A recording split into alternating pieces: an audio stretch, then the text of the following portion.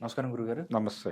Sir, Posani Krishna Murali గారు ఉదయం మాట్లాడిన ప్రెస్ మీట్ మీరు చూసారా సార్ అది? అవును. చూసా. ఆ! అంటే ఆయన ఆల్మోస్ట్ బరస్ట్ అయిపోయాడు. ఏంటి సార్ కారణాలేంటంటారు? అంటే అందరూ బరస్ట్ అవుతున్నారు. ఈ మధ్య. అంటే ఈ పార్టీ, ఆ పార్టీ అని కాదు.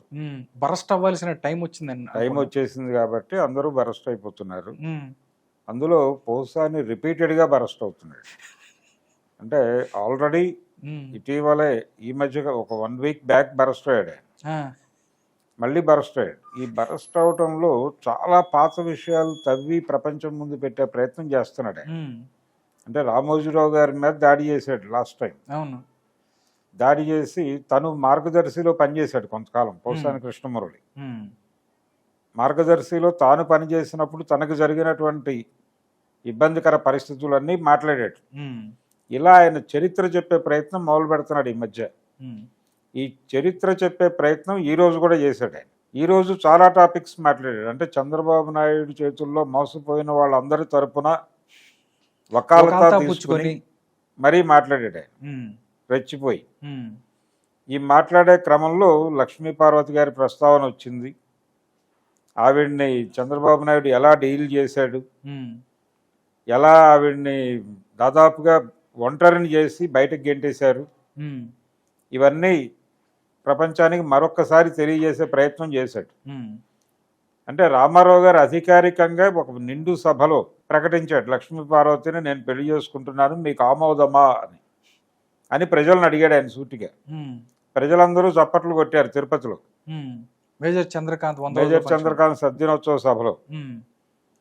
మైకులో ఆయన మాట్లాడటానికి ఉద్యుక్తుడయ్యే క్షణం వరకు చంద్రబాబు నాయుడు, మోహన్ బాబు ఆయన బతిమాలుతూనే ఉన్నారు. అయ్యా ఆపండి ఆపండి అది తప్ప మిగిలింది ఏదైనా ప్రస్తావించండి మీరు, అది అంటే మాత్రం ఇక్కడ మాట్లాడొద్దు అని.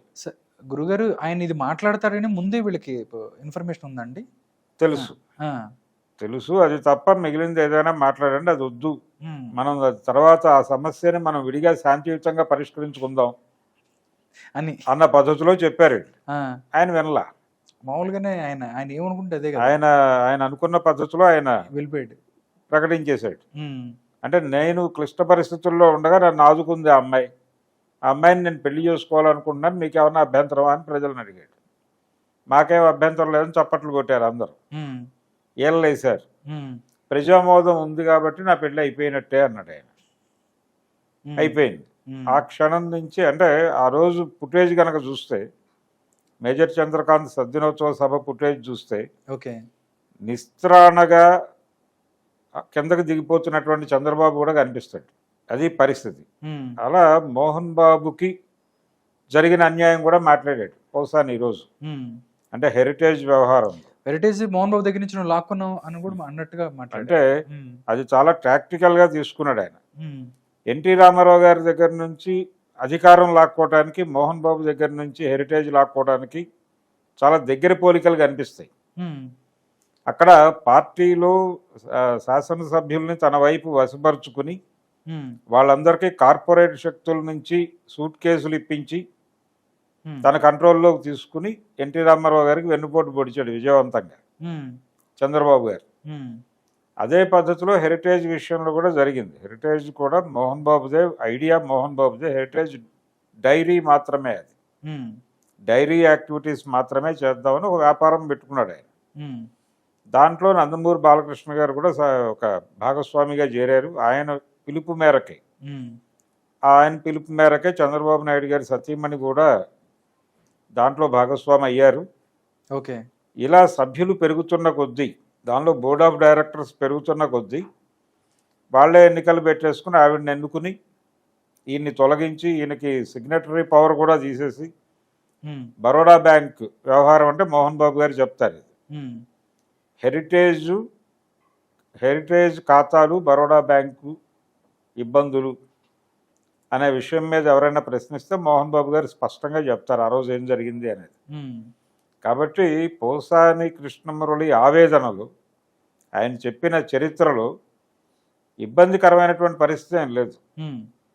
ఇప్పుడు లక్ష్మీపార్వతి ఎపిసోడ్ వరకే చూస్తే ఆవిడ ఎవరు ఏమిటి అనే దాంతో సంబంధం లేదు. ఆయన ప్రకటించాడు, నా భార్య అని దట్స్ ఆల్. ఇక దానిలో ఎవరు వెలువెట్టండి. అది వ్యక్తిగత వ్యవహారం. అయితే ఆవిడ రాజకీయ నిర్ణయాల్లో ప్రమేయం ఉంది ఆవిడది. ఆవిడ అనవసరంగా కిచెన్ క్యాబినెట్ నడుపుతోంది అని ఆవిడ మీద ప్రచారం చేశారు వీళ్ళు. నిజంగానే ఆవిడ అంత ఇన్ఫ్లుయెన్స్ చేసి అంత తాపత్రయపడే మనిషి అయితే వీళ్ళెవరిని దగ్గరికి రానిచ్చి ఉండేది కాదు ఆవిడ. తాను ఇప్పుడు జయలలిత చూసాం కదా మనం. ఎంజీఆర్ గారి మరణానంతరం ఏం జరిగిందో చూసాం. ఆ స్థాయి మహిళ కాదు ఈవిడ. అది మనం గుర్తించాలి. ఆవిడ దాడులకి గురైంది. ఇప్పుడు ఆవిడని రోడ్ నెంబర్ 13లో ఇంట్లోంచి గెంటేశారు. ఆవిడ గుంటూరులో ఉంది. ఆ ఇల్లు అంటే పౌర ఆఫ్ అటార్నీ కొడుకులకి అంటే సోదరులకి ఇచ్చింది ఆవిడ. రామారావు గారి కూతురు పేరుతో ఉంది అది. ఆ కుమార్తె తన అన్నలకి పౌర ఆఫ్ అటార్నీ రాసిచ్చింది ఆ రోడ్ నెంబర్ 13లో ఉన్నటువంటి ఇల్లు.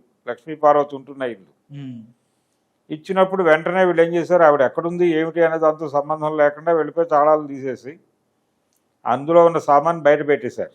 రోడ్డు మీదే లిటరల్గా పెట్టేసి అది పగలగొట్టడం మొదలుపెట్టారు. అపార్ట్మెంట్స్ కట్టారు తర్వాత. దానిలో ఎన్టీఆర్ డొమైన్ ఏదో ఉంటుంది పేరు, రోడ్ నెంబర్ 13లో. అదే ఇంట్లో ఉండేది ఆవిడ. ఆ ఇంట్లోంచి గెంటేసినప్పుడు చంద్రబాబు నాయుడు గారే కంగారు పడి, అంటే ఆవిడని రోడ్డు మీదకి లాగితే ఆవిడ ఎక్కడైనా మాట్లాడటం మొదలు పెడుతుంది ఓపెన్గా. ఈ మాట్లాడటం అనేది పార్టీని ఇబ్బంది పెడుతుంది కాబట్టి ఇలా చేయకూడదు. ఆవిడ ఉన్నంతకాలం ఎక్కడో చోట షెల్టర్ ఇవ్వాల్సిన బాధ్యత ఉంది మనకి అనే ఉద్దేశంతో నెమ్మదిగా ఆవిడని ఫిల్మ్ నగర్ ఎన్టీఆర్ గెస్ట్ హౌస్కి తరలించారు. అలా జరిగింది అది. కాబట్టి ఆ ఇబ్బంది రోడ్డు మీదకి లాగటమే కదా. తర్వాత వేరే చోటకి షిఫ్ట్ చేశారా లేదా అనేది గొడవ వేరు. ఆవిడకి హక్కు ఉంది కదా. ఈ రోజుకి ఇప్పుడు ఎన్టీ రామారావు గారి రోడ్ నెంబర్ 13 ఇంటి ఎదురుకుండా సగం కట్టిన భవనం వ్యవహారం అందరికీ తెలుసు కదా. ఇలాంటి అనేక గందరగోళాలు ఉన్నాయి లక్ష్మీ పార్వతి ఎపిసోడ్లు. అప్పుడప్పుడు బాలకృష్ణ గారు వెళ్ళి ఆవిడని పలకరించేవాడు ఆ మధ్య వరకు. ఆ పలకరింపులు వెనక ఆ రోడ్ నెంబర్ 13 స్థలంతో సహా ఇంకా కొన్ని ఉండుంటాయి కదా. రామారావు గారు చనిపోయినప్పుడు చాలామంది సూట్ కేసులు ఎత్తుకుపోయారు అనే ప్రచారం కూడా విన్నాం కదా. దేవినేని నెహ్రూ పేరు వచ్చింది, మోహన్ బాబు గారి పేరు వచ్చింది, రకరకాల వ్యక్తుల పేర్లు వినిపించినాయి ఆ సూట్ కేసుల తరలింపు వ్యవహారంలో. ఇలా రకరకాల గందరగోళాలు జరిగినాయి చరిత్రలో. అవన్నీ ఒకసారి తవ్వి ప్రజల దృష్టిలోకి తీసుకొచ్చే ప్రయత్నం చేస్తున్నాడు ఈయన పోసాని. ఇందులో భాగంగానే జయప్రద గారి ఎపిసోడ్ తీసుకొచ్చాడు. ఆవిడని ఎందుకు పంపించారు అని. ఎందుకు పంపించారు అనే కంటే కూడా ఇంకా కీలకమైన వ్యవహారం ఉంది. అయితే అంత లోతులకు వెళ్ళలేదు ఆయన.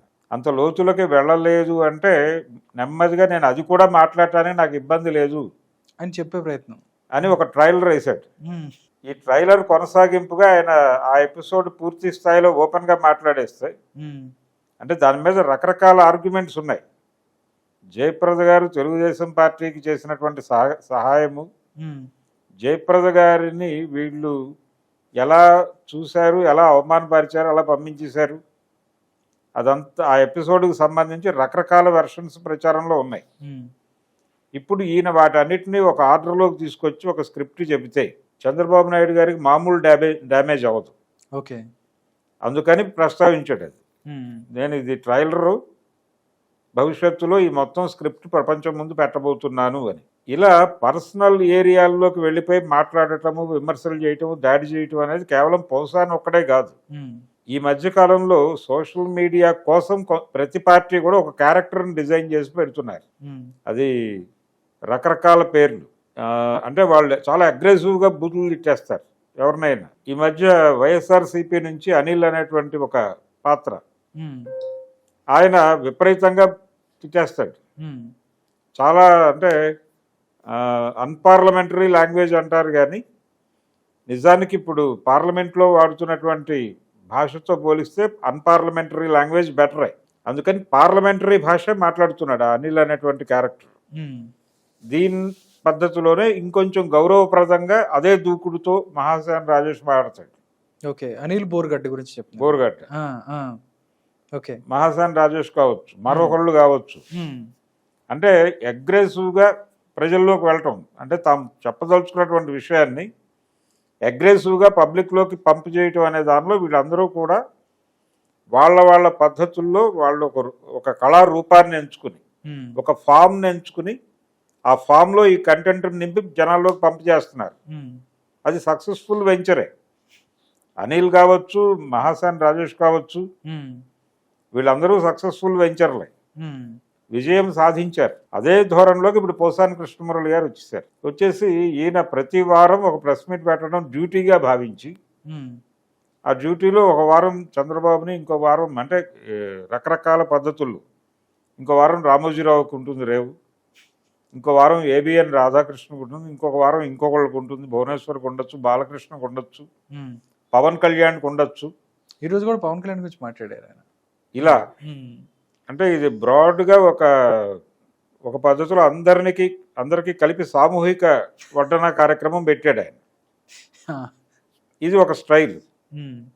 అంటే దీన్ని దిగజారుడు విమర్శలు, మరీ ఆ స్థాయికి పడిపోయి విమర్శించుకోవాలా అని ఎవరైనా మాట్లాడితే ఒక 80-90 ఏళ్ల వాళ్ళకు కూర్చోబెట్టి ఇప్పుడు పరిస్థితులను అర్థం చేయించాల్సినటువంటి అవసరం ఉంది. కొడాలి నాని మాట్లాడే పద్ధతి, వాడు అని మాత్రమే మాట్లాడతాడు ఆయన. ఈ రేంజ్కి గతంలో ఎప్పుడు విమర్శలు లేవు. వాడు అని పబ్లిక్ డొమైన్లో నిలబడి మాట్లాడటానికి చాలా ఇబ్బంది పడేవాళ్ళు గతంలో.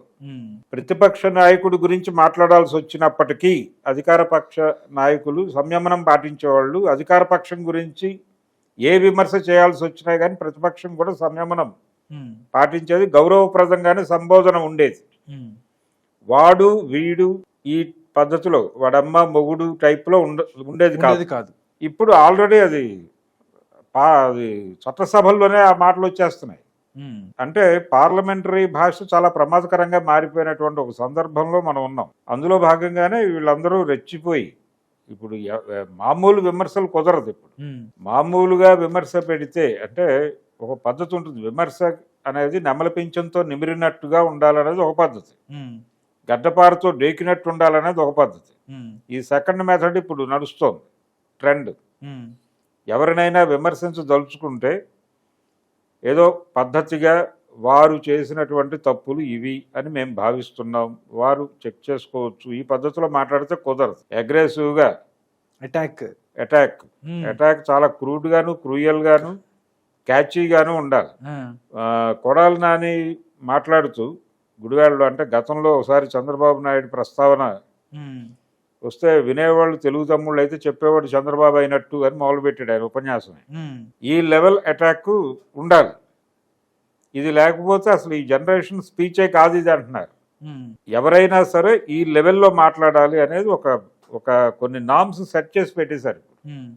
ఆ నామ్స్ పద్ధతి ఉండటం వలనే పోసాని కృష్ణమురళి అలా చెలరేగిపోయి మాట్లాడుతున్నారు. ఏ విషయాలు మాట్లాడాలి బహిరంగంగా, ఏ విషయాలు బహిరంగంగా మాట్లాడకూడదు అనేది కూడా ఒక షట్టర్ ఉండేది.